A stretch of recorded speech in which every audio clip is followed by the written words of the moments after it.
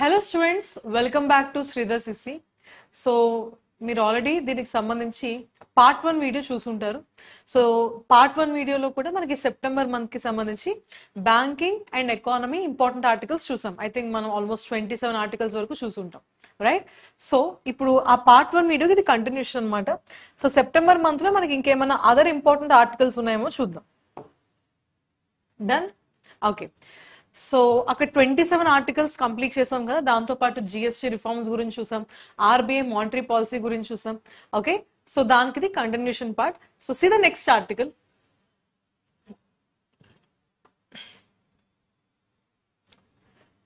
So Bandhan AMC limited, it received SEBI approval to launch specialized investment funds. So మీకు ఈ article అర్థం కావాలి అంటే what are specialized investment funds? Specialized investment funds అంటే ఏంటో తెలియాలి. What are this funds? SIF, specialized investment funds. సి ఏం లేదమ్మా, మనకి ఫండ్స్ అంటే ఇన్వెస్టర్స్ కి ఇన్వెస్ట్మెంట్స్ మనకి డిఫరెంట్ వేస్ నుంచి వస్తాయి. ఇది ఒక ఇన్వెస్ట్మెంట్ ప్రొడక్ట్ అనమాట. సో దీంట్లో ఏంటి అంటే ఇది బేసిక్గా లైక్ మ్యూచువల్ ఫండ్స్, ఇవి కూడా ఒక అంటే మనకి ఇది ఇన్వెస్ట్మెంటే, ఇన్వెస్టర్స్ కి కూడా ఇది ఒక క్యాపిటల్ ని పూల్ చేసే ఒక సోర్స్ అనమాట, అవునా? సో మ్యూచువల్ ఫండ్స్ లాంటి ఇన్వెస్ట్మెంట్స్ కాకుండా ఈ స్పెషల్ ఇన్వెస్ట్మెంట్ ఫండ్స్ ఇంకా మోర్ ఫ్లెక్సిబుల్ గా ఉంటాయి. They are more flexible and with more advanced strategies. More flexible and more advanced strategies తో ఈ ఫండ్స్ అయితే వీళ్ళు క్రియేట్ చేస్తారు. ఓకే, అండ్ ఇవేంటి అంటే మనకి లైక్ ఇన్వెస్టర్స్ మనకి up to minimum 10 lakh investment వచ్చేలా చేస్తారు. Minimum 10 lakh investment. దీనివల్ల ఏమవుతుందంటే కొంచెం రిస్క్ ఎక్కువే ఉంటుంది, బికాస్ 10 lakhs అనేది మనకు కొంచెం పెద్ద అమౌంట్ కాబట్టి ఇన్వెస్ట్మెంట్ లో, సో ఖచ్చితంగా రిస్క్ ఎక్కువ ఉంటుంది అనమాట, రైట్? సో ఈ స్పెషల్ ఇన్వెస్ట్మెంట్ ఫండ్స్ కి సంబంధించి అసలు ఈ కాన్సెప్ట్ మనకి భారతదేశంలో ఎప్పుడు వచ్చింది? ఈ స్పెషలైజ్డ్ ఇన్వెస్ట్మెంట్ ఫండ్స్ కి అదర్ ఫండ్స్ కి డిఫరెన్స్ ఏంటంటే ఇక్కడ మినిమం ఇన్వెస్ట్మెంట్ మనకి 10 lakh రూపీస్ అయితే మనకి minimum investment 10 lakh rupees start అవుతున్నాము. ఇది ఒక న్యూ ఎసెట్ క్లాస్ అని చెప్పొచ్చు. This is a new asset class. దీన్ని ఎవరు ఇంట్రడ్యూస్ చేశారంటే securities exchange board of India, SEBI దీన్ని ఇంట్రడ్యూస్ చేసింది. ఓకే, సో కొంతమంది రిస్కియర్ ఇన్వెస్ట్మెంట్స్ చేయడానికి ఇష్టపడతారు బికాస్ వీటిలో ఎక్కువ రిటర్న్స్ వస్తాయి కాబట్టి, అలాంటి వాళ్ళకి ఈ SIF సూట్ అవుతున్నాం. ఓకే, సో మినిమం ఇన్వెస్ట్మెంట్ ఎంత అమ్మా? 10 lakhs. Is it clear? So example ఏంటంటే మనకి స్టాక్స్ అవ్వచ్చు, బాండ్స్ అవ్వచ్చు, రియల్ ఎస్టేట్, కమోడిటీస్, ఇవన్నీ మనకి స్పెషల్ ఇన్వెస్ట్మెంట్ ఫండ్స్ లోకి అయితే వస్తాయి.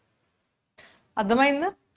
సో ఇక్కడ మనకి ఇది డిసెంబర్, యాక్చువల్లీ ఈ మనకి దిస్ స్పెషలైజ్డ్ ఇన్వెస్ట్మెంట్ ఫండ్స్ మనకి సెబీ దీన్ని ఎప్పుడు ఇంట్రడ్యూస్ చేసింది అంటే డిసెంబర్ 2024లోనే వీటిని లైక్ అనౌన్స్ చేసింది, స్టార్ట్ చేసింది. అయితే బంధన్ ఏఎంసీ లిమిటెడ్ కి రీసెంట్ గా సెబీ అప్రూవల్ వచ్చిందంట.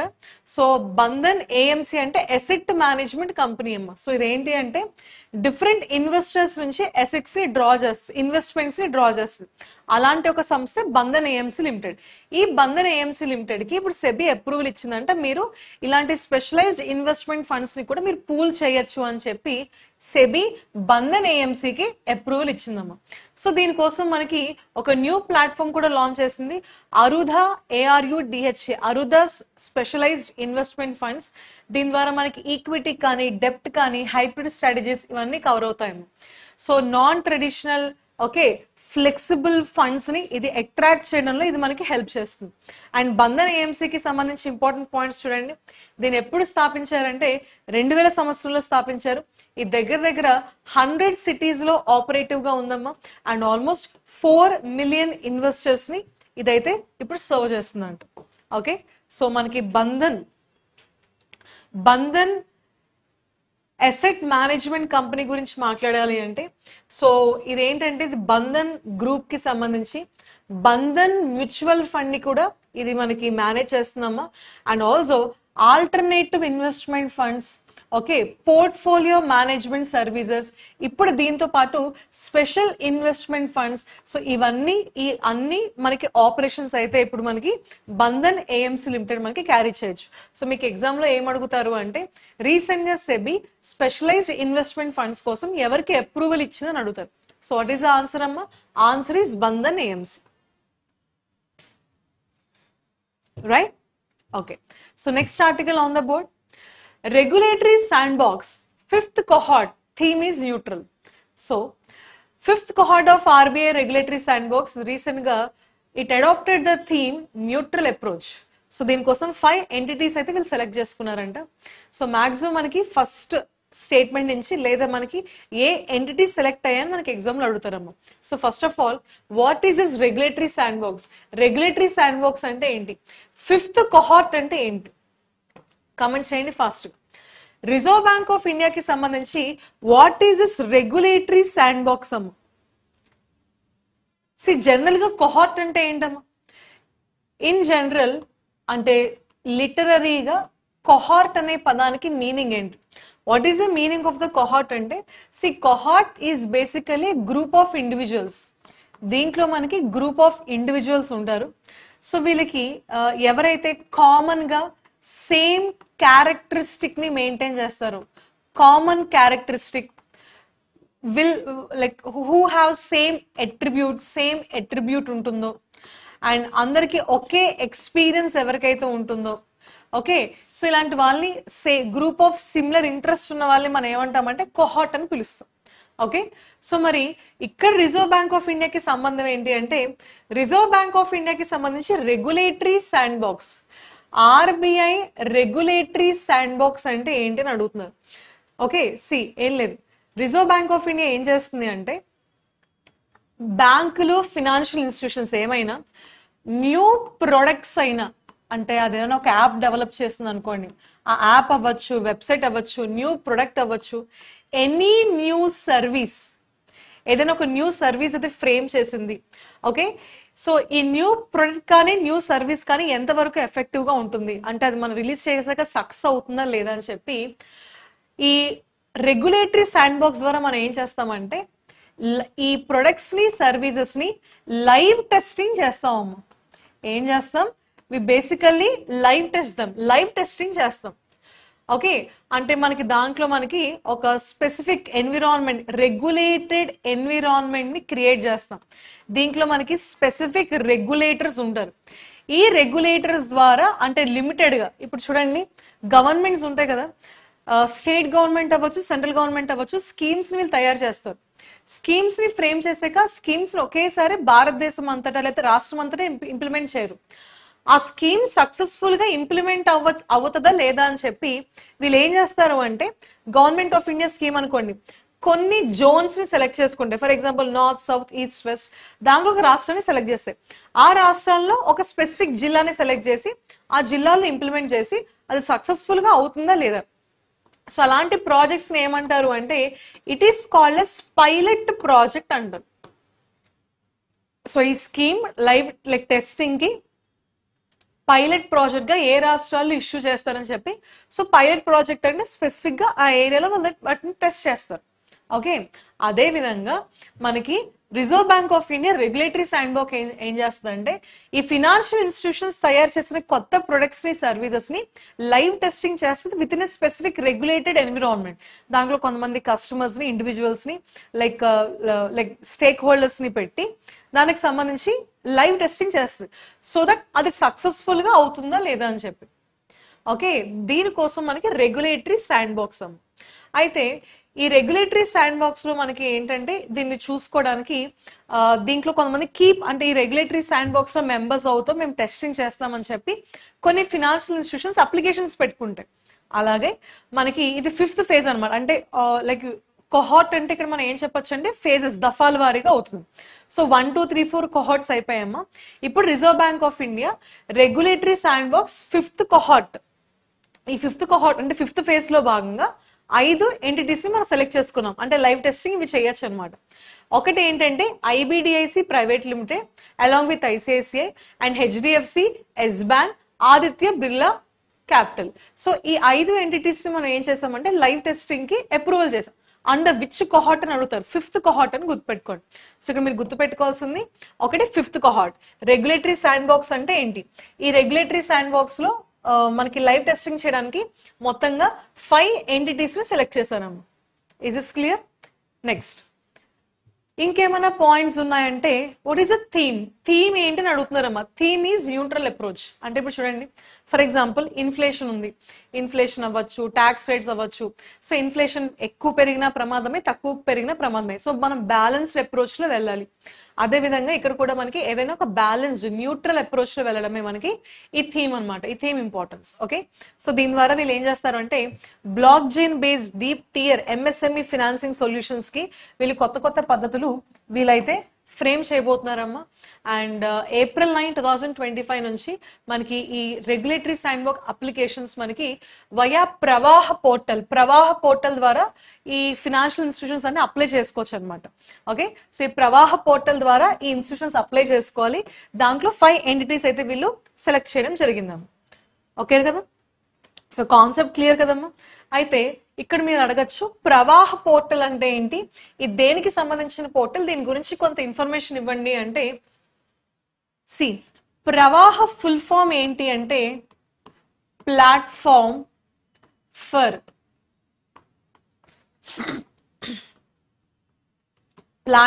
For regulatory application, validation and authorization. Pravaah full form అమ్మది. సో ఇక్కడ మీరు దీంట్లో ప్రవాహ్ అనే యాక్రోనిమ్ ఎలా డిరైవ్ చేశారు అంటే see like Pravaah. Okay, so Pravaah అనే ఫుల్ ఫామ్ దీని నుంచి మనకి ఇది డిరైవ్ చేశారమ్మా. So platform for regulatory app validation and also authorisation. And దీనికి సంబంధించి ఇంపార్టెంట్ పాయింట్స్ చెప్పాలంటే ఇది ఒక సెక్యూర్డ్ సెంట్రలైజ్డ్ ఆన్లైన్ ప్లాట్ఫామ్ అని చెప్పొచ్చు. It is a centralised online platform. ఇది ఒక వెబ్ బేస్డ్ పోర్టల్ అనమాట. రిజర్వ్ బ్యాంక్ ఆఫ్ ఇండియా దీన్ని అయితే స్టార్ట్ చేసిందమ్మా. Okay, so Reserve bank of India ఈ ప్రవాహ్ అనే పోర్టల్ ని ఏ సంవత్సరంలో లాంచ్ చేసిందని అడుగుతారు, కమెంట్ చేస్తారా? Reserve bank of India launched Pravaah portal in which year? ఏ సంవత్సరంలో లాంచ్ చేసింది అంటే మే 2024లో రిజర్వ్ బ్యాంక్ ఆఫ్ ఇండియా దీన్ని లాంచ్ చేసిందమ్మా. సో దీని ద్వారా ఏంటంటే పర్పస్ ఏంటి అంటే సో ఫినాన్షియల్ ఇన్స్టిట్యూషన్స్ కానీ బ్యాంక్స్ కానీ ఓకే, సో వాళ్ళకి సంబంధించి అప్లికేషన్స్ అంటే ఫినాన్షియల్ ఇన్స్టిట్యూషన్స్, బ్యాంక్స్, ఎన్బిఎఫ్సిస్ ఏ సంస్థ అయినా రిజర్వ్ బ్యాంక్ ఆఫ్ ఇండియాకి సంబంధించి వాళ్ళ అప్లికేషన్ స్టేటస్ కానీ చెక్ చేసుకోవడానికి ఓకే ఈ ప్రవాహ పోర్టల్ ద్వారా అయితే దాంతో లైక్ కమ్యూనికేట్ అవ్వడానికి ఈ Pravaah portal all the updates of RBI దీని నుంచి మనం యాక్సెస్ చేయొచ్చమ్మా. సో అప్లికేషన్స్ కూడా ఎక్కడి నుంచి పెట్టుకోమన్నారంటే ప్రవాహ పోర్టల్ ద్వారా పెట్టుకోమన్నారు. సో గుర్తుపెట్టుకోండి ప్రవాహ portal it is a website of reserve bank of India. And ఈ శాండ్ బాక్స్ ఫ్రేమ్వర్క్ ఉంది కదా, శాండ్ బాక్స్ రెగ్యులేటరీ వెహికల్ కి సంబంధించి ఒక ఫ్రేమ్వర్క్ ఉంది. ఆ ఫ్రేమ్వర్క్ ని ఎప్పుడు లాంచ్ చేశారంటే 2024. ఇస్ ఇస్ క్లియర్ అమ్మా? సో 5th cohort చూసుకోండి. థీమ్ ఈజ్ ఇంపార్టెంట్ అండ్ దాంట్లో సెలెక్ట్ అయిన 5 entities also very very important. Done. Next 30th article. Next article, Suryoday Small Finance Bank launches RuPay secured credit card. So ఇక్కడ మీరు observe చేస్తే 2 points చూసుకోవాలి. ఒకటి small finance bank అంటే ఏంటి, Suryoday small finance bank గురించి చూద్దాం. So what is a small finance bank అమ్మ? ఇవి ఒక రకమైన నైకే బ్యాంక్స్ అని చెప్పొచ్చు. స్మాల్ ఫినాన్స్ బ్యాంక్ ఇవేంటంటే లైక్ డిపాజిట్స్ ని యాక్సెప్ట్ చేస్తాయి, ఈవెన్ లెండింగ్ కూడా ఇస్తాయమ్మా, లెండింగ్ కూడా ఇస్తాయి బట్ చాలా స్మాల్ మార్జిన్స్ లో ఇస్తాయి. సో ఎస్పెషల్లీ మార్జినల్ ఫార్మర్స్, చిన్న చిన్న ఫార్మర్స్ కి మనకి తక్కువ అమౌంట్ లో అయినా లోన్స్ చాలా ఇంపార్టెంట్. ఓకే, స్మాల్ ఫార్మర్స్ కి, రీజనల్ ఫార్మర్స్ కి okay, and MSME unorganised sector. Unorganised సెక్టార్లో పనిచేసే ఎంప్లాయీస్కి, ఎవరికైతే తక్కువ అమౌంట్స్లో లోన్స్ కావాలో మనకి ఎక్కడి నుంచి వస్తాయంటే స్మాల్ ఫినాన్స్ బ్యాంక్. ఇలాంటి ఫినాన్స్ బ్యాంక్స్ వల్ల, చిన్న చిన్న బ్యాంకుల వల్లే మనకి భారతదేశంలో ఫినాన్షియల్ ఇంక్లూజన్ అనే కాన్సెప్ట్ మనకి సక్సెస్ఫుల్ గా నడుస్తున్నాము. బికాస్ అన్ని వర్గాల వాళ్ళకి ఫినాన్షియల్ సర్వీస్ ఇవ్వాలి కాబట్టి this financial inclusion is only applicable. Like ఇది ఎవరి వల్ల సాధ్యం అవుతుంది అంటే ఇలాంటి స్మాల్ ఫినాన్స్ బ్యాంక్స్ వల్ల, కోఆపరేటివ్స్ వల్ల, రీజనల్ రూరల్ బ్యాంక్స్ వల్ల మనకి ఇవన్నీ వస్తాయి. అయితే ఇవి మనకి రీసెంట్ గా 2 సెక్యూర్డ్ క్రెడిట్ కార్డ్స్ ని లాంచ్ చేసిందంట. ఒకటి రూపే సెలెక్ట్, ఇంకొకటి ఏంటమ్మా రూపే ప్లాటినం. అండ్ దీనికి backup by fixed deposits. So ఈ క్రెడిట్ కార్డ్స్ ఎవరికి ఇస్తారు? ఖచ్చితంగా ఆ బ్యాంక్ లో వాళ్ళకి ఎఫ్డీలు ఉండాలి. ఎఫ్డీలని కొల్లెటరల్ గా పెట్టుకొని, బికాస్ ఎప్పుడైనా వీళ్ళు క్రెడిట్ కార్డ్ బిల్ కట్టలేదు అనుకోండి, అప్పుడు మనం ఎఫ్డీస్ నుంచి డబ్బులు డ్రా చేస్తాం అనమాట. ఓకే, సో ఎఫ్డీస్ ని కొల్లెటరల్ గా పెట్టుకుని ఈ 2 క్రెడిట్ కార్డ్ సర్వీసెస్ అయితే ఇస్తుందమ్మా. సో టార్గెట్ గ్రూప్ ఏంటంటే, అంటే ఇప్పటి వరకు ఎవరికైతే క్రెడిట్ కార్డ్స్ ఇవ్వలేదో first time credit card users ని మీరు టార్గెట్ చేస్తున్నారు, రిటైరీస్ ని టార్గెట్ చేస్తున్నారు, అండ్ ఆల్సో హోమ్ మేకర్స్ ని కూడా టార్గెట్ చేస్తారు. సో ఇది స్మాల్ ఫినాన్స్ బ్యాంక్ కి సంబంధించి ఇంపార్టెంట్ పాయింట్స్ అమ్మా. Then what about Suryoday small finance bank? Suryoday small finance bank ని మనకి రీసెంట్ గా Suryoday microfinance limited, Suryoday microfinance limited గా దీన్ని లాంచ్ చేశారు 2008లో. మరి సూర్యోదయ్ స్మాల్ ఫినాన్స్ బ్యాంక్ గా దీనికి ఎప్పుడు లైసెన్స్ వచ్చిందంటే రీసెంట్ నెంబర్ 2017. దీని హెడ్ క్వార్టర్స్ ఎక్కడ ఉంటుంది? Mumbai. It is in Maharashtra. So under served populations కి చిన్న చిన్న లోన్స్ ఇవ్వడానికి. అండ్ దీనికి సంబంధించి ట్యాగ్ లైన్ ఏంటి అని అడిగితే it is a bank of smiles. Tagline of Suryoday small finance bank ఏంటమ్మా? It is a bank of smiles అనే ట్యాగ్ లైన్ తో, బ్యూటిఫుల్ ట్యాగ్ లైన్ తో ఇది వరకు అయితే చేస్తుంది. క్లియర్? సో ఇది 2 variants of credit cards with collateral ఏంటమ్మా? FD as a collateral. So FD requirement ఉండాలి. సో రూపే ప్లాటినం కార్డ్ కి minimum FD of 1000 rupees, because ఇవి స్మాల్ ఫినాన్స్ బ్యాంక్స్ కాబట్టి తక్కువ ఉంటాయి మా రేంజ్. రూపే సెలెక్ట్ అయితే మినిమం ఎఫ్డి ఆఫ్ 1,11,500 రూపీస్ ఉండాలి. ఓకే, అండ్ బ్యాక్గ్రౌండ్ లో వచ్చేసి ఎస్ఎస్ఎఫ్బి ఇన్కార్పొరేటెడ్. ఇందాక ఆల్రెడీ చెప్పాను కదా, ఇది ఎప్పుడు ఎస్ఎఫ్బిగా ఇన్కార్పొరేట్ అయిందంటే 2017లో ఇన్కార్పొరేట్ అయింది. ఆల్రెడీ ఈ పాయింట్ మనం డిస్కస్ చేసేసుకున్నాం. Next, State bank of India completes $500 million bond, $500 million bond issue. Very very important. $500 million విలువ గల బాండ్స్ ని State bank of India issue చేస్తుందంట. సో ఈ $500 million బాండ్స్ ని ఎవరు ఇష్యూ చేశారు అంటే state bank of India. What is the instrument అమ్మా? Senior unsecured fixed rate notes worth $500 million. సరే, సో మీకు బాండ్స్ అంటే ఏంటో తెలుసు కదమ్మా. What are bonds? సింపుల్. ఇప్పుడు ఫర్ ఎగ్జాంపుల్ గవర్నమెంట్ అయినా, బ్యాంకులైనా, ఓకే, ప్రైవేట్ కంపెనీస్ అయినా, ఇన్స్టిట్యూషన్స్ అయినా, దానికి అర్జెంట్గా డబ్బులు కావాలి. ఓకే, సమ్ క్యాపిటల్లో లేకపోతే లిక్విడ్ క్యాష్లో దానికి ఏదో క్రంచ్ వచ్చింది, దానికి డబ్బులు కావాలి. సో వీళ్ళు ఏం చేస్తారు అంటే ఖచ్చితంగా వాళ్ళకి ఒక బ్రాండ్ కానీ, ఒక వర్త్ కానీ, నెట్ వర్త్ కానీ ఉండాలి. ఇప్పుడు ఫర్ ఎగ్జాంపుల్ నేను ఏదో బాండ్ రిలీజ్ చేశాను అనుకోండి, ఏమన్నా కొంటారు కదా. సో ఈ ఎంటిటీస్ ఏం చేస్తాయంటే ఒక పీస్ ఆఫ్ పేపర్ని రిలీజ్ చేస్తాయి, ఓకే, మార్కెట్లో. దీనికి ఒక విలువ ఉంటుంది, ఒక వాల్యూ ఉంటుంది. ఓకే, సో ఫర్ ఎగ్జాంపుల్ ఈ bond value is 1 lakh rupees. Okay, ఈ బాండ్ వాల్యూ ఎంతమ్మా? 1 lakh rupees. అయితే ఈ 1 lakh rupees బాండ్ వాల్యూ కదా. ఈ బాండ్ ఇప్పుడు నేను కొన్నాను అనుకోండి, గవర్నమెంట్ ఆఫ్ ఇండియా రిలీజ్ చేసిన ఈ బాండ్ నేను కొన్నాను. నాకేంటి లాభం అంటే ఈ బాండ్కి ఒక మెచ్యూరిటీ పీరియడ్ ఉంటుందమ్మా. ఒక మెచ్యూరిటీ పీరియడ్ ఉంటుంది. ఈ బాండ్ కొనినందుకు నాకు ఒక వడ్డీ ఇస్తారు. అంటే ఫర్ ఎగ్జాంపుల్ మెచ్యూరిటీ పీరియడ్ 2 సంవత్సరాలు అనుకోండి. అంటే ఈ బాండ్ నేను నా దగ్గర 2 సంవత్సరాలు పెట్టుకుని 2 సంవత్సరాల తర్వాత తిరిగి వెళ్తే నాకు ఒక వడ్డీ ఇస్తారు. ఆ వడ్డీని ఏమంటామంటే కూపన్ రేట్ అంటాం. ఏమంటామమ్మా? Coupon rate. So coupon rate for example 10% అనుకుందాం, మీకు ఈజీగా అర్థం అవడానికి 10%. సో లక్షలో 10% అంటే 10,000 రూపాయలు. సో ఈ 2 years తర్వాత నాకు ఏమి ఇస్తారంటే 10,000 రూపీస్ ప్లస్ ఆల్సో ప్రిన్సిపల్. ఈ బాండ్ నేను మళ్ళీ తిరిగి ఇచ్చేస్తాను కదా వాళ్ళకి. సో ప్రిన్సిపల్ ప్లస్ 10% ఇచ్చేస్తారు. సో నాకు లాభం ఏంటి? 10,000 రూపాయలు నాకు లాభం. అయితే ఈ బాండ్స్ మనకి జనరల్ గా 2 రకాలు ఉంటాయి. Short term bonds, long term bonds. Short term bonds ని మనం ఏమని పిలుస్తామంటే ట్రెజరీ బిల్స్ అని పిలుస్తాం. షార్ట్ టర్మ్ బాండ్స్ ఏమంటామా? Treasury bills. And long term bonds ఏమంటామంటే బాండ్స్ ఆఫ్ సెక్యూరిటీస్ అంటాం. అదే గవర్నమెంట్ రిలీజ్ చేస్తుంది అనుకోండి సెక్యూరిటీ, అదే ఒక కంపెనీ రిలీజ్ చేస్తుంది అనుకోండి బాండ్స్ అని పిలుస్తాం. గవర్నమెంట్ ఎప్పుడైనా బాండ్స్ రిలీజ్ చేయాలి, టీ బిల్స్ రిలీజ్ చేయాలంటే through RBI or some other public sector bank ద్వారా దీన్ని రిలీజ్ చేస్తూ ఉంటుంది. క్లియర్? ఇది కాన్సెప్ట్ అనమాట. అయితే గుర్తుపెట్టుకోండి, ట్రెజరీ బిల్స్ కి కూపన్ రేట్ ఉండదు. బాండ్స్ కి సెక్యూరిటీస్ కి మాత్రమే కూపన్ రేట్ ఉంటుంది. మరి ట్రెజరీ బిల్స్ ఎలా అమ్ముతారు మనకి?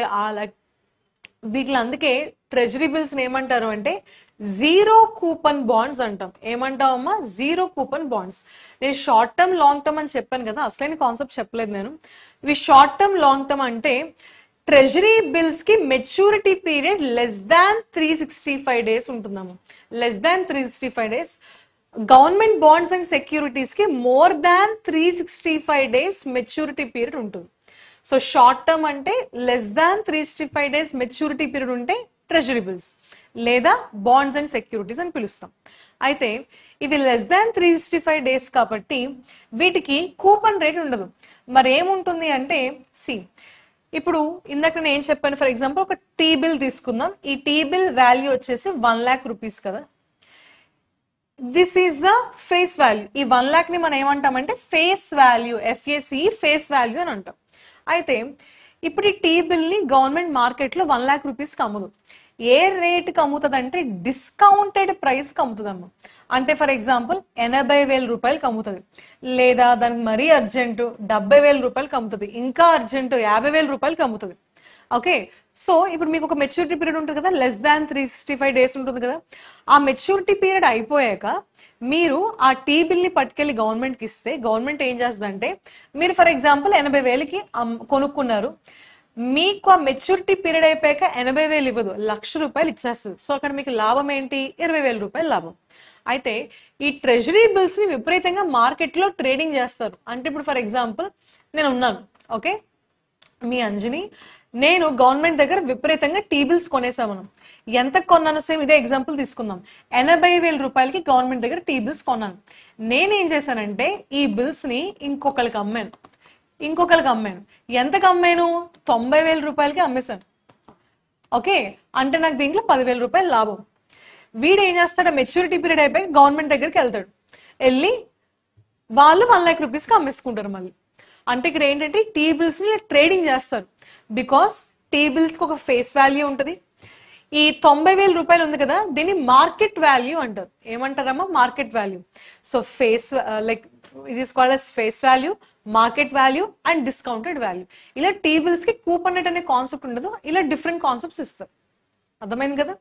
ఓకే, సో ఇప్పుడు స్టేట్ బ్యాంక్ ఆఫ్ ఇండియా ఏం చేసింది అంటే సేమ్ ఇదే కాన్సెప్ట్ లో స్టేట్ బ్యాంక్ ఆఫ్ ఇండియాకి ఇప్పుడు క్యాపిటల్ ఎక్స్పాన్షన్ లో ఉందంట. Okay, state bank of India what it is doing అమ్మా, ఇది రీసెంట్ గా ఆల్మోస్ట్ $500 million ని రైజ్ చేసిందంట. ఎలా రైజ్ చేసింది? మెచ్యూరిటీ పీరియడ్ ఎంతంట? Through 5-year bonds. 5-year bonds ని అమ్మిందంట మార్కెట్ లో. సెప్టెంబర్ 2025లోనే అమ్మింది. కూపన్ రేట్ ఎంత అంటే వడ్డీ ఎంత ఇస్తుందంట? 4.5% కూపన్ రేట్ ఇస్తుందంట. ఓకే, సో ఇది గ్లోబల్ లైక్ ఆల్మోస్ట్ $500 million ఇది రైజ్ చేసిందమ్మా. So the issue it attracted over almost 1.1 billion. దగ్గర 85 అకౌంట్స్ నుంచి ఈ బాండ్స్ అయితే మనకి కొనుక్కున్నారు. Because state bank of India కాబట్టి దీనికి ఖచ్చితంగా ఎక్కువ వాల్యూ ఉంటుందమ్మా, దీని మీద నమ్మకం కూడా ఉంటుంది. Because it is the largest public sector bank, it is too big to fail. కాబట్టి ఖచ్చితంగా SBI బాండ్స్ కి మార్కెట్ లో మంచి డిమాండ్ ఉంది. పెట్టగానే హాట్ కేక్స్ లో అమ్ముడుపోయాయంట. Okay, it was issued through SBI London branch ద్వారా ఇష్యూ చేసింది ఆన్ 9 September 2025. అడుగుతారు ఏ బ్యాంక్ రీసెంట్ గా $500 million బాండ్ ని ఇష్యూ చేసింది? Answer is state bank of India. Okay, and Singapore కి సంబంధించి స్టాక్ ఎక్స్చేంజ్ లో and national stock exchange 9 gift సిటీలో కూడా దీన్ని లిస్ట్ చేయడం జరిగిందంట. So it is the first Indian investment grade bond issue post S&P sovereign rating upgrade. So standard and poor కి సంబంధించి సోవరిన్ రేటింగ్స్ మనకి రీసెంట్ గా పెరిగాయి కదా, ఆ రేట్స్ పెరిగాక ఇది ఫస్ట్ టైం ఇది ఇష్యూ చేసిందంట. సో S&P రేటింగ్ ప్రకారంగా భారతదేశానికి సంబంధించి BBB నుంచి లైక్ ప్లస్ లోకి వెళ్ళామమ్మా. సో అంటే ఇట్స్ గుడ్ ఇన్వెస్ట్మెంట్ గ్రేడ్ అని చెప్పి చెప్తుంది అనమాట. ఓకే, సో BBB మైనస్ నుంచి BBBకి వెళ్ళాం అంటే ఏంటంటే భారతదేశంలో మనకి ఇన్వెస్ట్మెంట్స్ చేయడానికి ఓకే ఇది ఒక గుడ్ ప్లాట్ఫామ్ అని చెప్పి ప్రపంచానికి S&P రేటింగ్స్ ద్వారా మనకి తెలియజేస్తుంది. Is is clear? Next then what about state bank of India?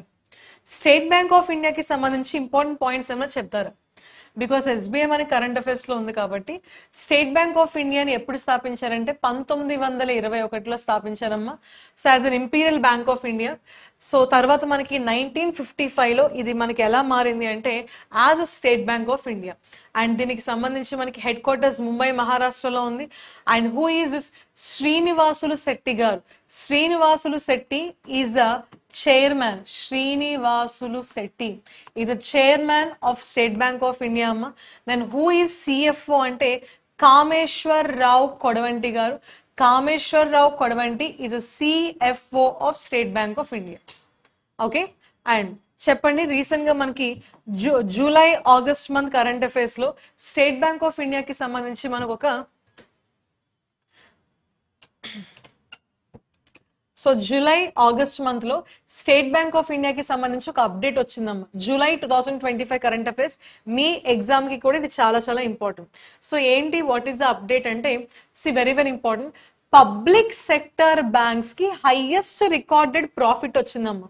Okay, for the financial year, last financial year 2025 కి సంబంధించి హైయెస్ట్ ఆల్మోస్ట్ దాని ప్రాఫిట్ లో 26% హైక్ అయితే వచ్చిందంట.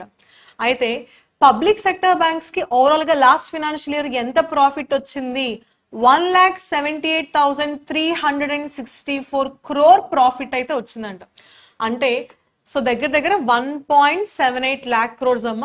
26% హైక్ పెరిగిందంటే దగ్గర దగ్గర ఎంత ప్రాఫిట్ పెరిగిందంటే 37,100 కోట్లు అదనంగా ప్రాఫిట్ అయితే వచ్చిందంట పబ్లిక్ సెక్టర్ బ్యాంక్స్ కి. ఓకే, ఇది ఫినాన్షియల్, ఇదంతా ఎప్పుడుదమ్మా? ఫినాన్షియల్ ఇయర్ 2024-2025కి సంబంధించి అప్డేట్ మనకి జూలై ఆగస్ట్ లో వచ్చింది, అవునా?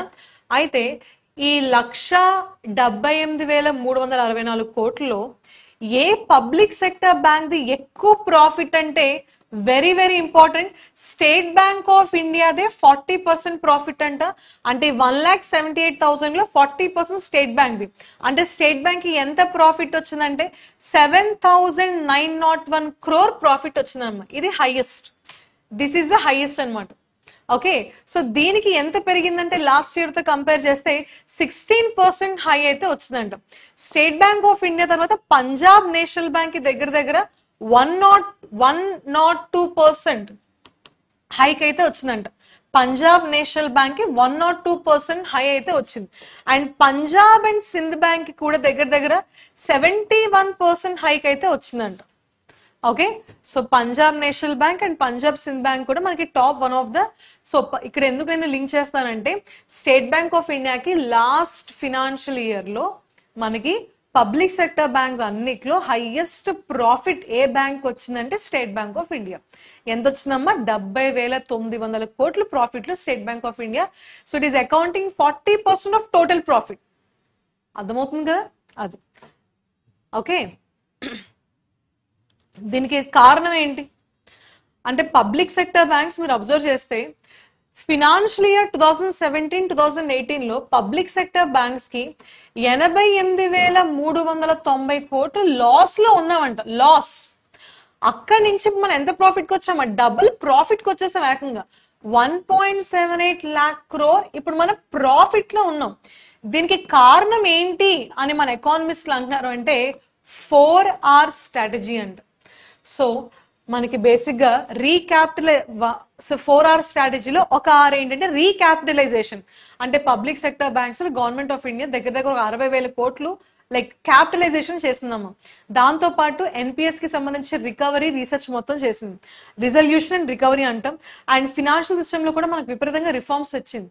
సో ఈ 4 అప్రోచ్ల ద్వారా మనకి ఏం చేశారంటే పబ్లిక్ సెక్టర్ బ్యాంక్స్ ఒకప్పుడు 85,000 కోట్ల నష్టంలో ఉన్న బ్యాంకులు ఇప్పుడు ఆల్మోస్ట్ 178,000 కోట్ల ఓకే లైక్ ప్రాఫిట్లు ఇప్పుడైతే మనకి పబ్లిక్ సెక్టర్ బ్యాంక్స్ చాలా సక్సెస్ఫుల్ గా నడుస్తాయని చెప్పొచ్చు. క్లియర్? సో ఈ పాయింట్స్ కూడా గుర్తుపెట్టుకోండి, దిస్ ఇస్ ఇంపార్టెంట్. నెక్స్ట్ 32వ article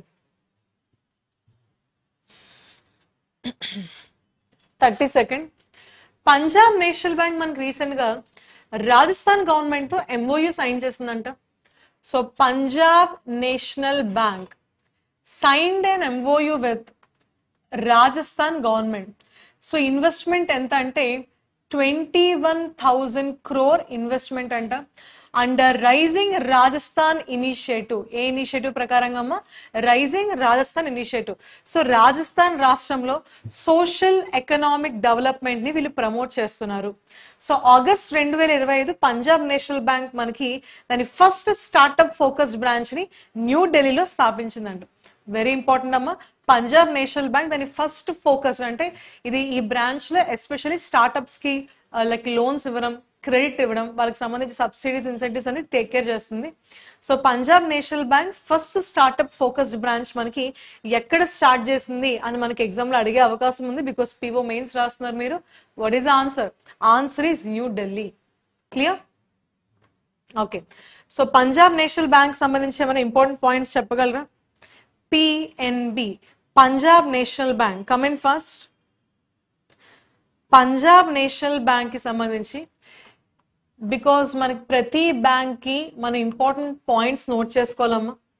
okay. So Punjab national bank ని ఎప్పుడు స్థాపించారు? 1894. 1894లో స్థాపించారు. దీనికి సంబంధించి మనకి ఇప్పుడు హెడ్ క్వార్టర్స్ ఎక్కడ ఉందంటే ద్వారకా న్యూ ఢిల్లీలో ఉంది. And who is the key people అమ్మ? కేజీ అనంత కృష్ణన్ గారు. కేజీ అనంత కృష్ణన్ గారు నాన్ ఎగ్జిక్యూటివ్ చైర్మన్ గా ఉన్నారు. And very important, Ashok Chandra is MD and CEO of Punjab national bank అమ్మ. అర్థమైందా? సో ఇది one of the leading sector గా ఉంది. సో దగ్గర దగ్గర 2025 ప్రకారంగా దీనికి 11,822 ఏటీఎంస్ అయితే ఇది మనకి కంప్లీట్ గా ఆపరేట్ చేస్తుందంట. సో పంజాబ్ నేషనల్ బ్యాంక్ కి సంబంధించి ట్యాగ్ లైన్ ఏమైనా చెప్తారా? Punjab national bank tagline. Yes, Punjab national bank tagline ఏంటంటే the bank you can name upon. What is the tagline అమ్మా? The name you can bank upon, not the bank. The name you can bank upon. The name you can bank upon is a tagline of Punjab National Bank. Is this clear? Okay. Okay. So PNB కి సంబంధించి important points మనం చూసాం. So ఇక్కడ మనం ఏం చూసామమ్మా? So Punjab national bank మనకి Rajasthan government తో MOU sign చేసింది. So it is the investment 21,000 crore. అంతేనా?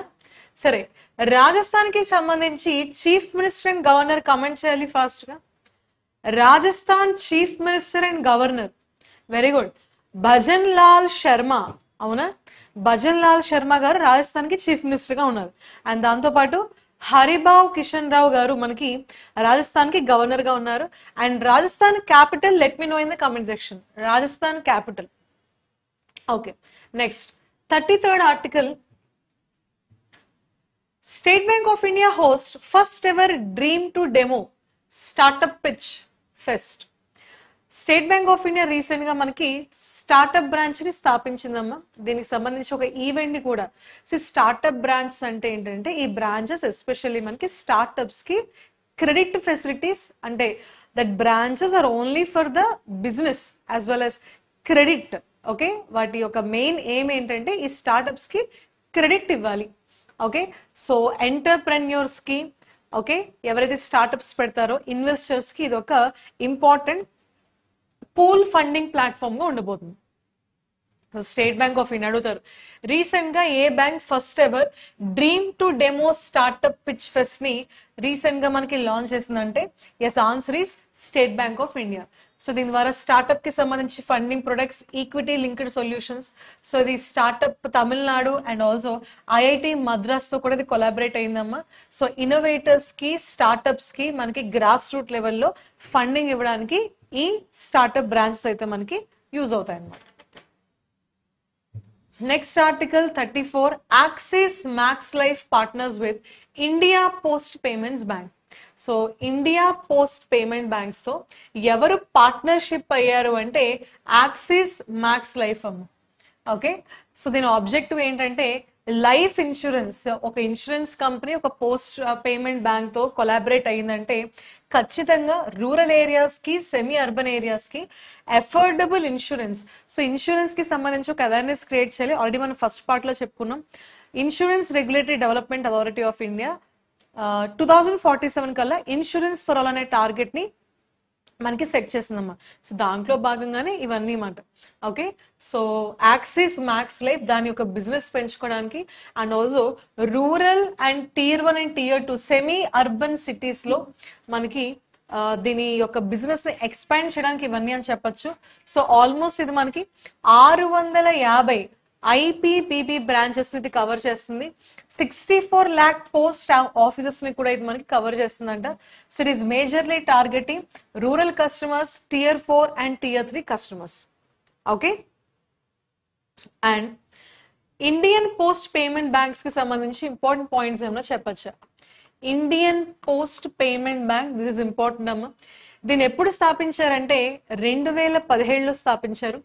దీని హెడ్ క్వార్టర్స్ ఎక్కడ ఉందంటే నేషనల్ క్యాపిటల్ టెరిటరీ ఆఫ్ ఢిల్లీలో ఉంది. అండ్ దీనికి సంబంధించి Indian postal service okay officer Vineet Pandey గారు దీనికి కంప్లీట్ గా సెక్రటరీగా పనిచేస్తున్నారు. ఇది ఏ డిపార్ట్మెంట్ కింద పనిచేస్తుందంటే, ఏ మినిస్ట్రీ కింద పనిచేస్తుందంటే మినిస్ట్రీ ఆఫ్ కమ్యూనికేషన్స్ కింద పనిచేస్తున్నాం. ఏ మినిస్ట్రీ కింద పనిచేస్తుంది? Ministry of communications. సరే చెప్పండి, union minister of communications minister ఎవరు? కమెంట్ చేయాలి. Ministry of communications, comment fast in the comment section. So ఇది ఐపీబీపీ మనకి యాక్సిస్ మ్యాక్స్ లైఫ్ ఇన్సూరెన్స్ తో మనకి ఏదైతే కొలాబరేట్ అయింది. సో రూరల్ ఏరియాస్ లో దాని ఇన్సూరెన్స్ ప్రొడక్ట్స్ ని ఎక్స్పాండ్ చేయడానికి. So governments financial inclusion mission ఇది సపోర్ట్ చేస్తుంది. And IRDA insurance for all by 2047 mission ని కూడా ఇది కంప్లీట్ గా మనకి అలైన్ అవుతుందని చెప్తున్నారు. అండ్ నెక్స్ట్ ఆర్టికల్, ఆంధ్రప్రదేశ్ గ్రామీణ bank, NABARD and aqua exchange collaboration. నేను ముందు వీడియోలో ఆల్రెడీ మనం గ్రామీణ బ్యాంక్ గురించి చెప్పుకున్నాం. ఓకే, సో రూరల్ బ్యాంక్స్ లో మనకి గవర్నమెంట్ ఆఫ్ ఇండియాకి 50% షేర్ ఉంటుందని, ఒక స్పాన్సర్ బ్యాంక్ కి 35% షేర్ ఉంటుందని, అండ్ మిగతాది 15% స్టేట్ గవర్నమెంట్ కి షేర్ ఉంటుందని మనం చెప్పుకున్నాం. అవునా? సరే, ఇప్పుడు మనకి ఏ బ్యాంక్ వచ్చిందమ్మా? ఆంధ్రప్రదేశ్ APGB, ఆంధ్రప్రదేశ్ గ్రామీణ బ్యాంక్. సో దీని గురించి ఇంపార్టెంట్ పాయింట్స్ ఏమైనా ఉన్నాయా? ఆంధ్రప్రదేశ్ గ్రామీణ బ్యాంక్ రీసెంట్ గా కరెంట్ అఫైర్స్ లో ఉంది. ఎందుకు అంటే 1 May 2025లో ఈ బ్యాంకులో మనకి కొంత మర్జింగ్ జరిగిందమ్మా. ఇది ఆంధ్రప్రదేశ్ కి సంబంధించి రీజనల్ రూరల్ బ్యాంక్ అని చెప్తున్నారు. అవునా?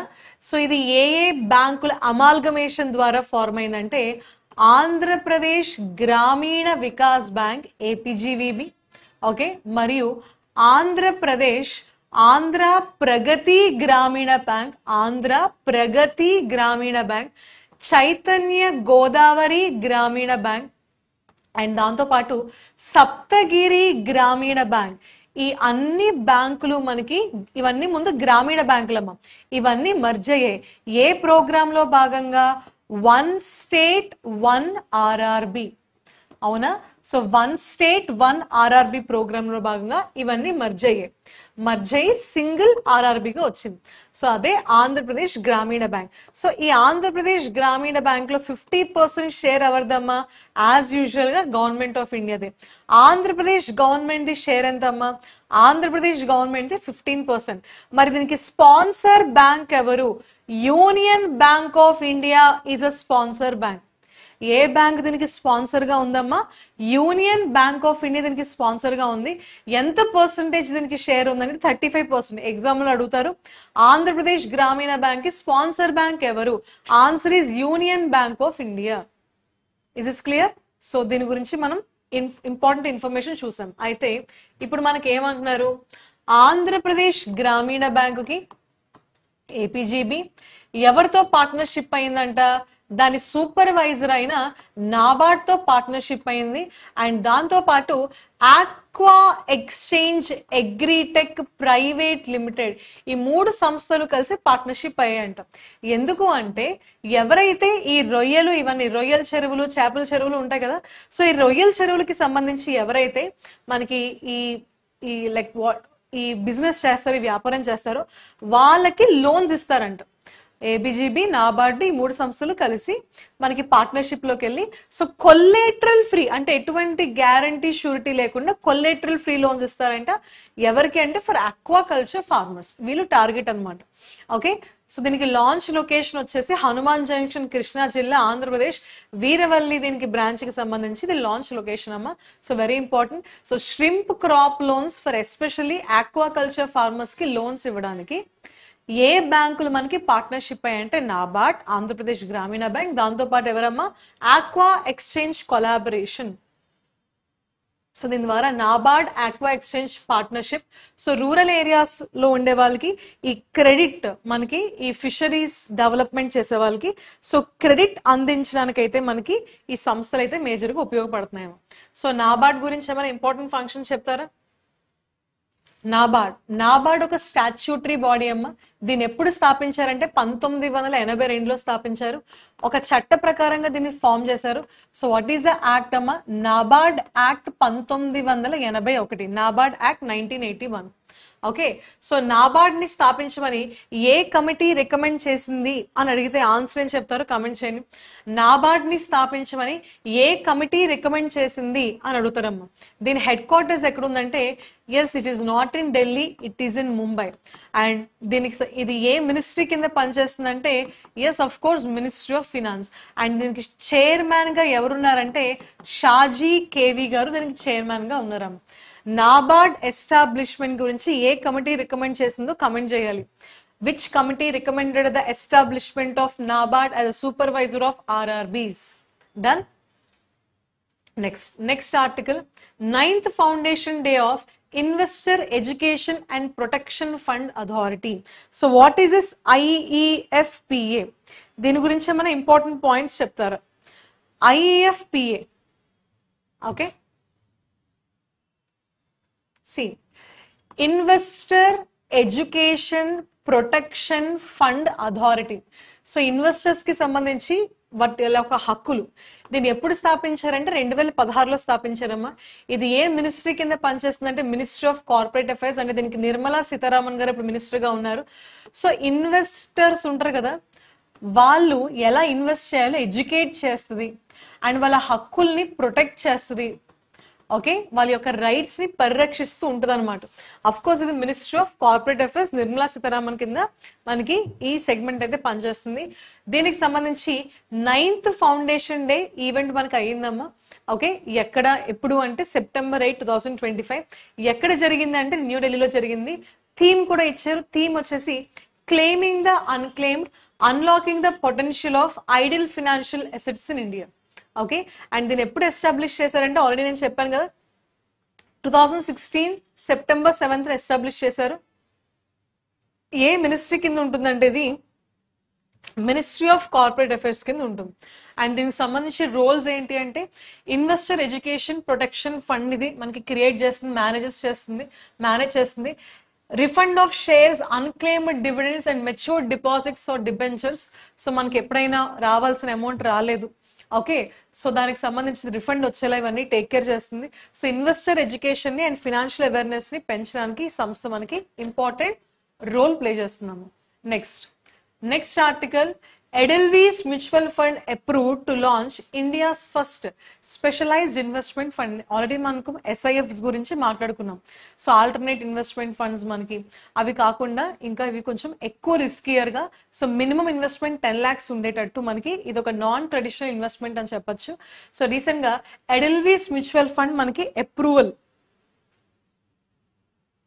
ఎస్, సో చెప్పండి, what is this Edelweiss group అమ్మా? ఎడెల్వీస్ గ్రూప్ గురించి చెప్పండి. సో ఎడెల్వీస్ గ్రూప్ అనేది ఇది ఒక ఫినాన్షియల్ సర్వీసెస్ ప్రొవైడ్ చేసే గ్రూప్ అమ్మా. దీని హెడ్ క్వార్టర్స్ ఎక్కడ ఉందంటే it is in Mumbai, Maharashtra. దీన్ని స్థాపించింది ఎవరంటే రాశేష్ షా అని చెప్పి ఒక ఆయన ఉంటారు, ఆయన స్థాపిస్తారు. సో ఇప్పుడు చైర్మన్ గా కూడా ఎవరున్నారు అంటే రాశేష్ షా గారు ఉన్నారు. దీన్ని ఎప్పుడు స్థాపించారంటే 1995లో స్థాపించారు. ఓకే, ఇది ఒక ఫినాన్షియల్ సర్వీసెస్ ఓకే ప్రొవైడ్ చేసి ఒక కంపెనీ అనమాట, ఇండియా బేస్డ్. సో ఇది రీసెంట్ గా అప్రూవ్ చేసింది టు లాంచ్. భారతదేశంలోనే ఫస్ట్ స్పెషలైజ్డ్ ఇన్వెస్ట్మెంట్ ఫండ్ ని లైక్ ఇది ఎస్టాబ్లిష్ చేస్తున్నామా. ఆ ఫండ్ నేమ్ ఏంటంటే Altiva hybrid long short fund. So ఇది ఒక ఫిక్స్డ్ ఇన్కమ్ ద్వారా మనం ఇన్వెస్ట్ చేయొచ్చు. Equity arbitrage, special situations and also low risk derivatives దీంట్లో అయితే ఉంటాయండి. నెక్స్ట్ అదర్ ప్లేయర్స్ వచ్చేసి క్వాంట్ మ్యూచువల్ ఫండ్ ఆల్సో మనకి దాని స్పెషల్ ఇన్వెస్ట్మెంట్ ఫండ్ ని లాంచ్ చేయడానికి క్వాంట్ మ్యూచువల్ ఫండ్ కూడా రెడీగా ఉంది. సో స్పెషల్ ఇన్వెస్ట్మెంట్ ఫండ్స్ ని మనకి ఎవరు ఇంట్రడ్యూస్ చేశారంటే సెబీ 2024, 2025లో మనకి ఇది లైక్ ఇంట్రడ్యూస్ చేసిందమ్మా. So investment strategies, so long to short equity and డెప్ట్ రూపంలో మినిమం ఇన్వెస్ట్మెంట్ 10 lakh rupees దీని అయితే సెబీ ఈ స్పెషల్ టైప్స్ ఆఫ్ ఫండ్ అయితే లాంచ్ చేయడం జరిగింది. Okay, next 30th article, government appoints Goldman సాక్స్ for PSU bank stake sale. So మనకి public sector enterprises or government కి సంబంధించిన బ్యాంక్స్ ఎక్కడెక్కడ పెట్టుబడులు పెట్టాలి, ఓకే ఎంత డబ్బు డైవర్స్ట్ చేయాలి, దేంట్లో వీళ్ళు స్టేక్ కొనాలి, ఎక్కడ అమ్మేయాలి, ఎక్విజిషన్స్ ఎలా చేయాలి, మర్జర్స్ ఎలా చేయాలి, దానికి సంబంధించి మనకు ఒక అడ్వైజర్ ఉంటారు. సో రీసెంట్ గా గవర్నమెంట్ ఏం చేస్తుందంటే గోల్డ్మెన్ సాక్స్ ని ఒక అడ్వైజర్ గా పెట్టింది. సో గవర్నమెంట్ యొక్క ఆస్తులు, స్టేక్స్ కానీ దాని షేర్స్ కానీ ఏ దాంట్లో మనకి ఇన్వెస్ట్ చేస్తే బెటర్ రిటర్న్స్ వస్తుంది ఒక అడ్వైజ్ ఇచ్చి ఒక రోల్ అనమాట, రోల్ ప్లే చేస్తుంది. Okay, so to assist. అయితే ఏ బ్యాంకులకి ఇప్పుడు గోల్డ్మెన్ సాక్స్ అడ్వైజర్ గా ఉంటుంది? అన్ని బ్యాంకులకి అంటే అన్ని బ్యాంకులకి కాదు, ఇండియన్ ఓవర్సీస్ బ్యాంక్ కి, సెంట్రల్ బ్యాంక్ ఆఫ్ ఇండియాకి, ఓకే సో ఏంటమ్మా ఇండియన్ ఓవర్సీస్ బ్యాంక్ కి, central bank of India, UCO bank కి and Punjab and Sindh bank, ఈ 4 బ్యాంకులకి ఈ గోల్డ్మెన్ సాక్స్ ఏంటంటే అడ్వైజర్ గా ఉంటుంది. ఇస్ ఇస్ క్లియర్ అమ్మా? సో ఎవరు అపాయింట్ చేశారంటే గవర్నమెంట్ ఆఫ్ ఇండియాని అపాయింట్ చేసింది. అయితే గోల్డ్మెన్ సాక్స్ గురించి ఏమైనా ఇంపార్టెంట్ పాయింట్స్ చెప్తారంటే గోల్డ్మెన్ సాక్స్ ఇస్ అమెరికా బేస్డ్ అమ్మా, United States of America based. ఇది ఒక మల్టీనేషనల్ ఇన్వెస్ట్మెంట్ బ్యాంక్ అన్నమాట. ఓకే, దీన్ని ఎప్పుడు చాలా చాలా ఓల్డ్ ఫినాన్షియల్ ఇన్స్టిట్యూషన్ 1869లో దీన్ని స్థాపించారు. న్యూయార్క్ సిటీలో దీని హెడ్ క్వార్టర్స్ ఉందమ్మా. New York city, United States of America. Okay, so ఇప్పుడు ఈ ఫినాన్షియల్ ఇన్స్టిట్యూషన్, ఈ అమెరికన్ ఫినాన్షియల్ ఇన్స్టిట్యూషన్ మన 4 బ్యాంకులకి అడ్వైజర్ గా ఉండబోతుందంట. ఎవరు అపాయింట్ చేశారు? గవర్నమెంట్ అపాయింట్ చేసింది. Okay, so 90% because government holding దగ్గర ఈ ప్రతి బ్యాంక్ లో 90% స్టేక్ ఉందంట. సో ఇప్పుడు గోల్డ్మాన్ సాక్ ఏం చేస్తుంది అంటే బిడ్డర్స్ ని ఐడెంటిఫై చేస్తుంది, స్ట్రక్చర్ ఎలా ఉంది, డీల్స్ ఎలా ఉన్నాయి, ఓవర్సీస్ ట్రాన్సాక్షన్స్ మనకి ఎలా చేయొచ్చు. ఓకే, సో ఇవన్నీ మనకి కంప్లీట్ గా ఇది సజెస్ట్ చేస్తూ ఉంటుంది. నెక్స్ట్ లార్సన్ అండ్ టర్బో, దీనికి సంబంధించి చాలా అప్డేట్స్ అయితే ఉన్నాయి. లార్సన్ అండ్ టర్బో రీసెంట్ గా గూగుల్ పేతో పార్ట్నర్ అయిందంట, L&T. సో L&T కి సంబంధించిన subsidiary L&T finance limited Google పేతో పార్ట్నర్ అయిందంట. ఎందుకు? గూగుల్ పే యాప్ ద్వారా ఇది పర్సనల్ లోన్స్ డైరెక్ట్ గా ఇచ్చేస్తుందంట. So to offer personal loans via Google Pay app. So digital first lending strategy చూడండి, అసలు ఒకప్పుడు అప్పు అంటే అసలు ఎంత ప్రాసెస్ ఉండేది ఇవన్నీ. ఇప్పుడు జస్ట్ ఒక యాప్ ద్వారా అప్పులు ఇచ్చేస్తున్నారు. So digital fast lending strategy దాని ప్రొడక్ట్స్ ని ఎక్స్పాండ్ చేయడానికి L&T ఈ బ్యూటిఫుల్ ఇనిషియేటివ్ స్టార్ట్ చేస్తుందమ్మా. సో LTF పర్సనల్ అంటే లార్సన్ అండ్ టర్బో ఫినాన్స్ లిమిటెడ్ కి సంబంధించి పర్సనల్ లోన్స్ ఇప్పుడు యాప్ ద్వారా మీరు తెచ్చుకోవచ్చు అనమాట. Clear? And Larsen and turbo గురించి చెప్పచ్చా? లార్సన్ అండ్ టర్బో ఇది భారతదేశం కంపెనీయా వేరే దేశం అంటే ఇట్స్ 100% ఇండియన్ కంపెనీ అమ్మ. దీన్ని ఎప్పుడు స్థాపించారంటే 1946 స్వాతంత్రం వచ్చే ముందు సంవత్సరం దీన్ని స్థాపించారు. అండ్ దీనికి ప్రెసెంట్ చైర్మన్ అండ్ ఎండీగా ఎవరున్నారంటే ఎస్ఎన్ సుబ్రహ్మణ్యం దీనికి ఇప్పుడు చైర్మన్ గా వ్యవహరిస్తున్నారు. Okay, is one of the leading. And Larsen and టర్బో రీసెంట్ కరెంట్ అఫైర్స్ లో ఉందమ్మా. ఎందుకు కరెంట్ అఫైర్స్ లో ఉందంటే జూన్ మంత్ 2025 లో లార్సన్ అండ్ టర్బో దగ్గర 500 crores ని రైజ్ చేసింది. అంటే 5 billion rupees ని రైజ్ చేసిందంట. ఎలా? త్రూ ESG బాండ్స్ ని రిలీజ్ చేస్తున్నాము. ఆ బాండ్స్ అమ్మి ఎన్ని కోట్లు తెచ్చుకుందంట? 500 కోట్లు. అయితే ఈ బాండ్స్ కి స్పెషాలిటీ ఏంటంట? ఈ బాండ్స్ నుంచి ESG బాండ్స్ అంటే ఎన్విరాన్మెంటల్ సోషల్ గవర్నెన్స్ బాండ్స్. అంటే ఈ బాండ్స్ ద్వారా వచ్చే డబ్బు కేవలం ఎన్విరాన్మెంటలీ ఫ్రెండ్లీ ప్రాజెక్ట్స్ కి లేదా సోషల్ డెవలప్మెంట్ ప్రాజెక్ట్స్ కి లేదా అడ్మినిస్ట్రేషన్ గవర్నెన్స్ ప్రాజెక్ట్స్ కి మాత్రమే వాడాలంట, ఇంకా దేనికి వాడకూడదు. అలా ఎంత తెచ్చుకుందమ్మా? 500 crore rupees తెచ్చుకుంది. అండ్ ఈ బాండ్ కి కూపన్ రేట్ చాలా ఎక్కువ వేసింది. చూసారా, స్టేట్ బ్యాంక్ ఆఫ్ ఇండియాకి చాలా తక్కువ కూపన్ రేట్ ఉంది. ఇక్కడ కూపన్ రేట్ ఎంత అంటే 6.35% వెరీ గుడ్ కూపన్ రేట్ అమ్మ. బికాస్ స్టేట్ బ్యాంక్ ఇండియాకి ఇందాక మనకి ఆల్మోస్ట్ 4 to 5% మధ్యలో కూపన్ రేట్ ఉంది. Yes or no? సో ఎందుకంటే బికాస్ అది స్టేట్ బ్యాంక్ కాబట్టి దానికి క్రెడిట్ వర్తినెస్ ఎక్కువ కాబట్టి అది public sector bank. But Larsen and Turbo is a private company. So ఖచ్చితంగా కూపన్ రేట్ మనకి ఎక్కువే ఉంటుంది. ఓకే, అండ్ ఈ బాండ్స్ కి మరి మెచ్యూరిటీ పీరియడ్ ఉందా అంటే ఉంది. 3-year maturity period. ఇందాక స్టేట్ బ్యాంక్ ఆఫ్ ఇండియా కదా 5 year కదా, ఇది మెచ్యూరిటీ పీరియడ్ ఎంత అమ్మా? 3-year మెచ్యూరిటీ పీరియడ్ అంట. ఓకే, సో ఎలిజిబుల్ వాళ్ళు లోన్ కి అప్లై చేయొచ్చు.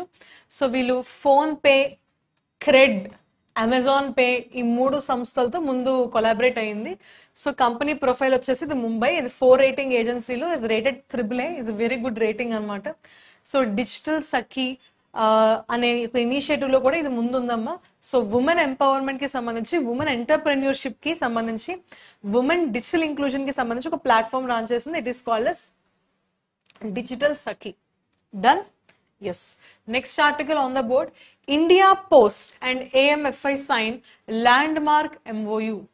సో డిపార్ట్మెంట్ ఆఫ్ పోస్ట్ మనకి మినిస్ట్రీ ఆఫ్ కమ్యూనికేషన్ కింద వస్తుంది. ఇది మరియు association of mutual funds in India ఈ 2 సంస్థలు కలిసి మనకి ఒక MOU సైన్ చేశాయమ్మా. దీని ద్వారా ఏంటంటే పోస్టల్ నెట్వర్క్ ద్వారా అంటే రూరల్ ఏరియాస్ లో Tier 3, Tier 4 ఏరియాస్ లో ఉండే ప్రజలు పోస్టల్ నెట్వర్క్ ద్వారా మ్యూచువల్ ఫండ్స్ లో ఇన్వెస్ట్మెంట్ చేయాలి. సో దీనికోసం ఈ MOU అమ్మ. MOU డ్యూరేషన్ జస్ట్ 3 సంవత్సరాలు మాత్రమే. అండ్ మళ్ళీ దీనికి కావాలంటే వీళ్ళు రెన్యూ అయితే చేసుకోవచ్చు. సో అడుగుతారు, రూరల్ ఏరియాస్ నుంచి మ్యూచువల్ ఫండ్స్ లో ఇన్వెస్ట్మెంట్ చేయడానికి ఎవరెవరు అగ్రిమెంట్ లో ఇన్వాల్వ్ అయ్యారని అడుగుతారు. సో ఇండియా పోస్ట్ మరియు AMFI. అండ్ దీనికి సంబంధించి డిపార్ట్మెంట్ ఆఫ్ పోస్ట్ తరపున మనీషా బన్సల్ బడాల్ గారు వచ్చారు. And Chalasani from AMFI in presence of SEBI chairman Tuhin Kanta Pandey presence ఇదంతా జరిగింది. సో ఆల్మోస్ట్ మనకి 1 lakh పోస్ట్ మెన్ ని వీళ్ళు ట్రైన్ చేస్తున్నారు. ఈ 1 lakh పోస్ట్ మెన్ ని ఎలా ట్రైన్ చేస్తున్నారంటే మ్యూచువల్ ఫండ్ డిస్ట్రిబ్యూటర్స్ గా వీళ్ళు ట్రైన్ చేయబోతున్నారంట. డన్. అండ్ ఫోకస్ రాష్ట్రాలు ఏంటి అంటే దీనికి సంబంధించి బీహార్, ఆంధ్ర, ఒడిస్సా, మేఘాలయ 20,000 కొత్త డిస్ట్రిబ్యూటర్స్ ని వీళ్ళు ఫస్ట్ ఇయర్ లో వీళ్ళు ఎంప్లాయ్ చేయబోతున్నారమ్మా. సో భారతదేశానికి సంబంధించి మ్యూచువల్ ఫండ్ ఇన్వెస్ట్మెంట్ లో మ్యూచువల్ ఫండ్ ఇన్వెస్టర్స్ బేస్ ని డబుల్ చేయాలి అనే ఉద్దేశంతో ఈ MOU ఆర్ పార్ట్నర్షిప్ అయితే ఉంది. Done. Next article. SEBI reclassifies LIC as public shareholder in IDBI bank. So SEBI securities exchange board of India LIC ని పబ్లిక్ షేర్ హోల్డర్ గా మనకి క్లాసిఫై చేస్తుందంటే దేంట్లో అంటే IDBI బ్యాంక్ లో. ఓకే, సో ఎల్ఐసి స్టేక్ ఎంత ఐడిబిఐ బ్యాంక్ లో 49.24% అంట. సో ఓటింగ్ రైట్ అయితే 10% కి క్యాప్ చేశారమ్మా. So LIC it has no control because less than 50% కాబట్టి ఎల్ఐసి కంట్రోల్ లేదు, బోర్డ్ సీట్ లేదు, లేదా ఐడిబిఐ బ్యాంక్ లో ఎటువంటి స్పెషల్ రైట్స్ కూడా లేవు. ఓకే, సో మళ్ళీ ఇదే పొజిషన్ ని మళ్ళీ కంప్లీట్ గా ఎల్ఐసి కి రిటైన్ చేసింది. సో ఎల్ఐటి దాని స్టేక్ 15% ఆర్ లెస్ కి తగ్గించుకోవాలి with in 2 years of strategic sale as per RBI norms. Okay, and దీనికి సంబంధించి బ్యాక్గ్రౌండ్ కనుక చూస్తే సిసిఈఏ ఐడిబిఐ స్ట్రాటజిక్ డిస్ఇన్వెస్ట్మెంట్ ని May 2021 లో అప్రూవ్ చేసింది. సో గవర్నమెంట్ స్టేక్ ఎంత ఉందంటే 45%, ఎల్ఐసి స్టేక్ ఎంత అంటే 49%. So together they are planning to sell 60% దగ్గర దగ్గర ఇద్దరు కలిసి అమ్మేద్దాం అనుకుంటున్నారంట. Okay, and LIC was earlier a promoter after acquiring control in 2019. So మనం ఏ బ్యాంక్ గురించి మాట్లాడుకున్నామంటే IDBI bank. Yes or no? So చెప్పండి, ఐడిబిఐ బ్యాంక్ కి సంబంధించి ఇంపార్టెంట్ పాయింట్స్. ఐడిబిఐ బ్యాంక్ ని షెడ్యూల్ కమర్షియల్ బ్యాంక్ అంటారు. సో ఎల్ఐసి మరియు గవర్నమెంట్ ఆఫ్ ఇండియా ఈ రెండు ఐడిబిఐ బ్యాంక్ లో ఓనర్షిప్ ఎల్ఐసికి ఉంది, గవర్నమెంట్ ఆఫ్ ఇండియాకి ఉందమ్మ. ఓకే, సో దీన్ని industrial development bank of India అని అంటారు. దీన్ని ఎప్పుడు స్థాపించారంటే 1964లో స్థాపించారు. దీని హెడ్ క్వార్టర్స్ ఎక్కడుందంటే, సో మాక్సిమం మన బ్యాంక్స్ హెడ్ క్వార్టర్స్ అన్ని మనకి ముంబై, మహారాష్ట్ర. అండ్ దీనికి ఎండి అండ్ సిఇఓగా ఎవరున్నారు అంటే రాకేష్ శర్మ గారు ఉన్నారు. గుర్తుపెట్టుకోండి, ఐడిబిఐలో ఎవరెవరమ్మా 49% ఎల్ఐసికి ఉంది, అండ్ గవర్నమెంట్ ఆఫ్ ఇండియాకి ఎంత షేర్ ఉందమ్మా 45% గవర్నమెంట్ ఆఫ్ ఇండియాకి షేర్ ఉంది. క్లియర్? ఓకే, సో ఇది ఇండస్ట్రీస్ కి ఎస్పెషల్లీ ఇది మనకి ఒక ఇంపార్టెంట్ క్రెడిట్ గివింగ్ ఏజెన్సీగా ఉందమ్మా. సో దీని పని ఏంటంటే ఇండస్ట్రీస్ ని డెవలప్ చేయాలి, దానికోసం క్రెడిట్ ఫెసిలిటీస్ ని ఎలా అందించాలి ఇది మొత్తం కంప్లీట్ గా రెగ్యులేట్ చేస్తూ ఉంటుంది. Next, Utkarsh small finance bank partners with Hitachi payment services. So small finance bank మళ్ళీ వచ్చింది, ఫినాన్షియల్ ఇంక్లూజన్ ని ప్రమోట్ చేసే బ్యాంకులు ఇవి. So Utkarsh small finance bank ఎవరితో పార్ట్నర్ అయింది అంటే Hitachi payment services. So purpose ఏంటి అంటే, సో మీరు హిటాచి గూడ్స్ అవి కొన్నప్పుడు మీకు ఫాస్ట్ గా సో పేమెంట్ ప్రాసెసింగ్ అయిపోతుంది, డెబిట్ కార్డ్ మేనేజ్మెంట్ సిస్టమ్స్ మనకి మరింత ఈజీగా అవుతున్నాయమ్మా. అండ్ దగ్గర దగ్గర 2.1 million డెబిట్ కార్డ్ హోల్డర్స్ అయితే వీళ్ళు ఉన్నారంట. So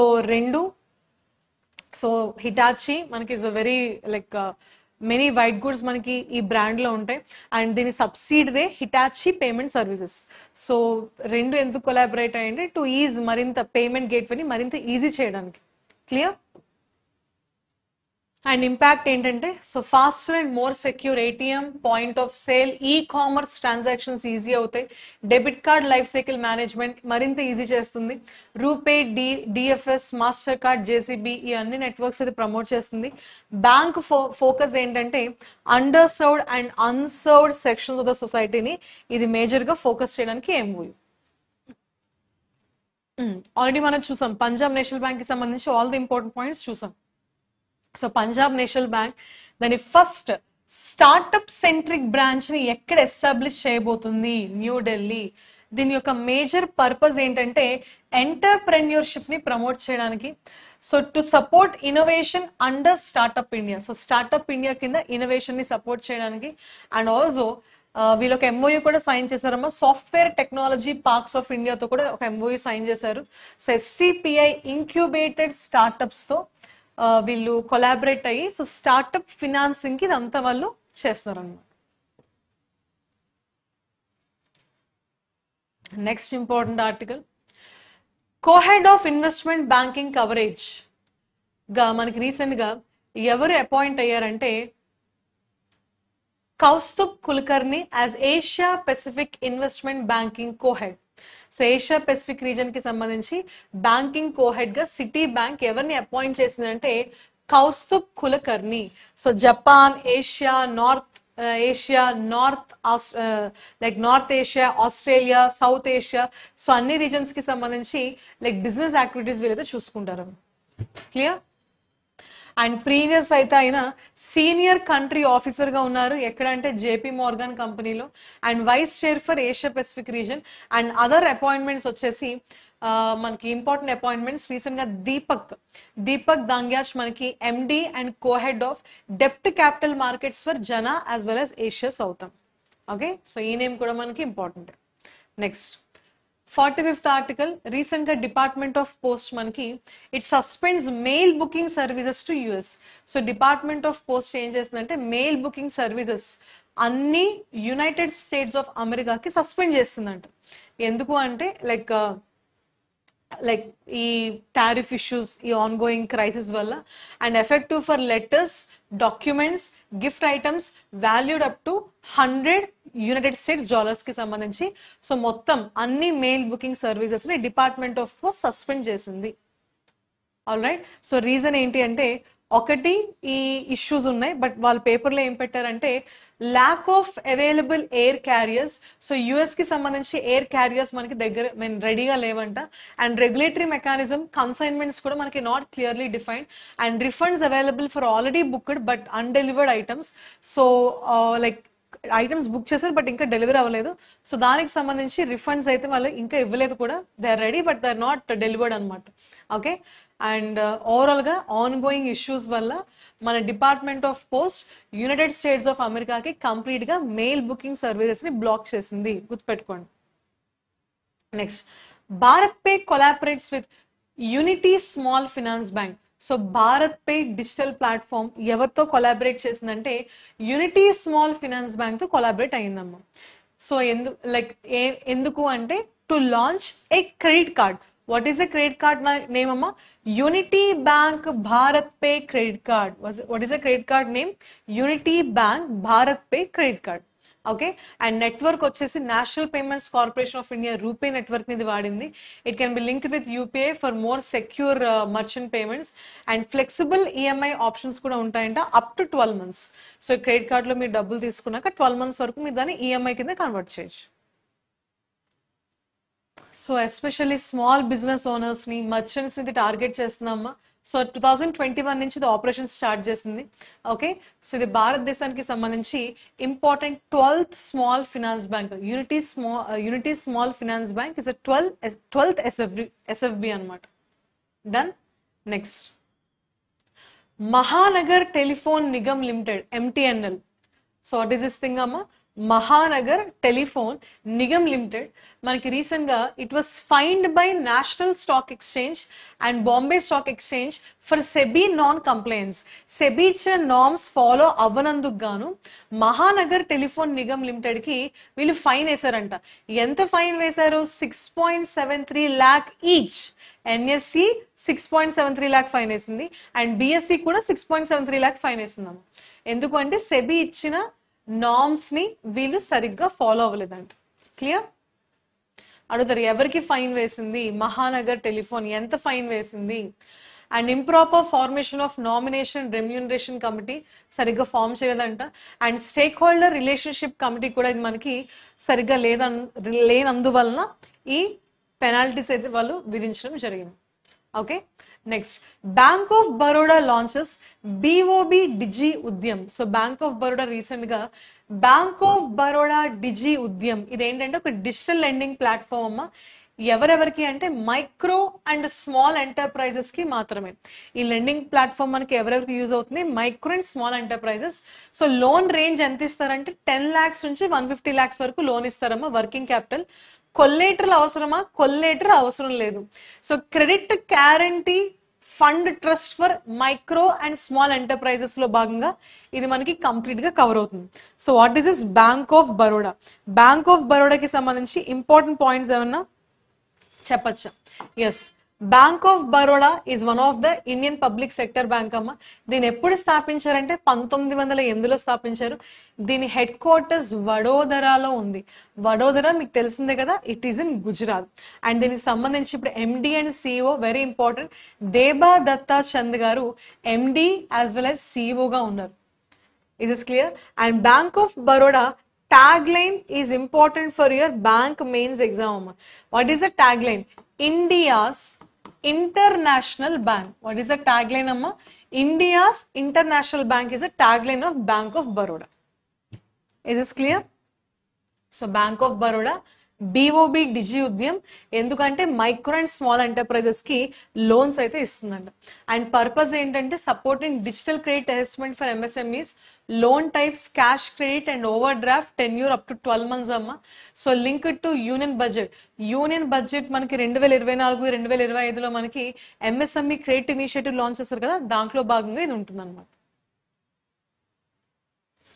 And Reserve Bank of India has allowed standalone primary dealers to trade in non-deliverable derivative contracts involving the Indian rupees.